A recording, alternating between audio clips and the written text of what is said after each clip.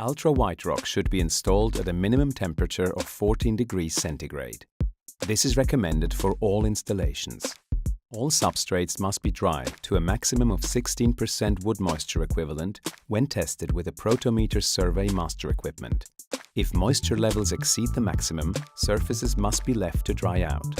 By introducing dehumidifiers into the area, the drying out time can be reduced. All electrical and plumbing services must be left at first fix stage prior to the installation. The Altro white rock sheet should be stored on a flat and level surface and be preconditioned for up to 24 hours to attain the ambient room temperature before installation.